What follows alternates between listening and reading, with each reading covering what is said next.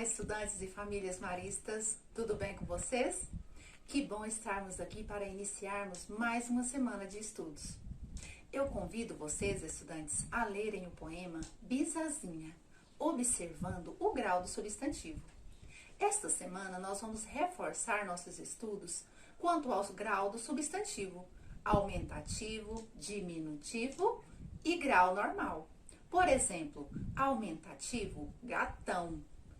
Diminutivo, gatinho. E o grau normal, gato. Bons estudos para vocês.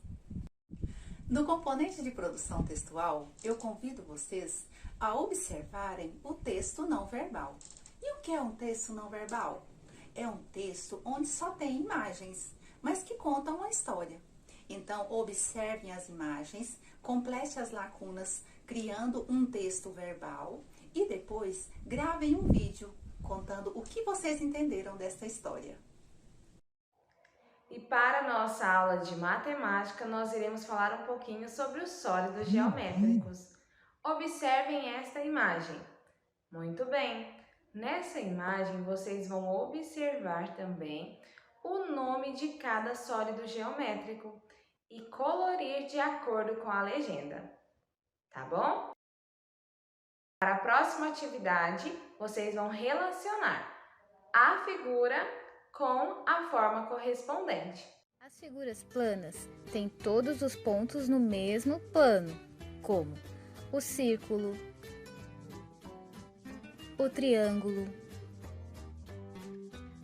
o quadrado, o retângulo, o losango e o pentágono. Já as figuras geométricas espaciais ou sólidos geométricos apresentam altura, comprimento e largura, como o cubo, o cilindro, a pirâmide, o cone e a esfera. E para a nossa aula de história, vamos continuar estudando sobre os tipos de moradia. Estudantes, agora identifique nesta imagem qual a sua moradia e quais os materiais foram utilizados para a sua construção. Vamos comigo assistir um vídeo? Vamos conhecer alguns tipos de moradias? Esse é o pau a pique, feita de madeira, barro e para o telhado de palha ou telhas de barro. E palafita, uma moradia feita de madeira, erguida do chão por madeiras fincadas nas beiras dos rios ou em lugares alagados. E também ao famoso prédio ou edifício residencial. Abriga várias residências ou apartamentos. A falta de espaço fez com que houvesse necessidade de verticalizar as moradias, feitas de bloco de concreto ou tijolo de barro, areia, cimento e outros materiais. E há também a casa de alvenaria, feita de tijolo de barro ou bloco de concreto, areia, cimento e outros. A casa pode ser térrea, com só um andar, ou sobrado, com mais de um andar. Também há as casas de madeira. Como pelo próprio nome diz, o principal material é a madeira, e elas são muito comuns.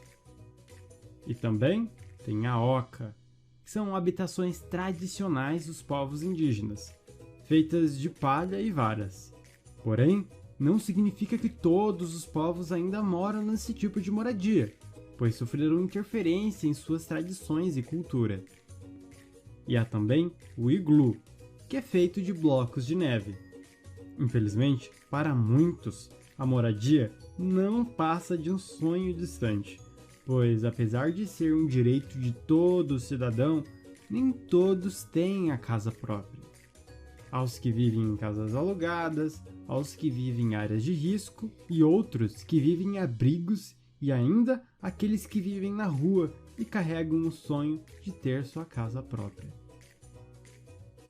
No componente de sentido religioso, nós vamos refletir sobre os ensinamentos religiosos e vamos perceber que precisamos colocar esses ensinamentos em prática na nossa vida, por exemplo, praticando o amor ao próximo. E também vamos perceber que os nossos sonhos precisam ter a presença dos ensinamentos religiosos. Para a nossa atividade de geografia, nós iremos continuar estudando sobre o bairro. Para esta primeira atividade, vocês vão marcar para mim as opções e condições, aquelas que cada bairro deve oferecer para as pessoas.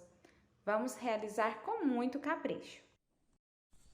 No componente de ciências, nós continuaremos estudando sobre as plantas e vamos conhecer as plantas ornamentais, aquelas que servem de enfeites, as medicinais, por exemplo, erva cidreira, hortelã, e as alimentícias, que são aquelas que nos oferecem alimentos. Nós também vamos observar que alguns elementos não vivos, como os gases, são primordiais para a nossa vida.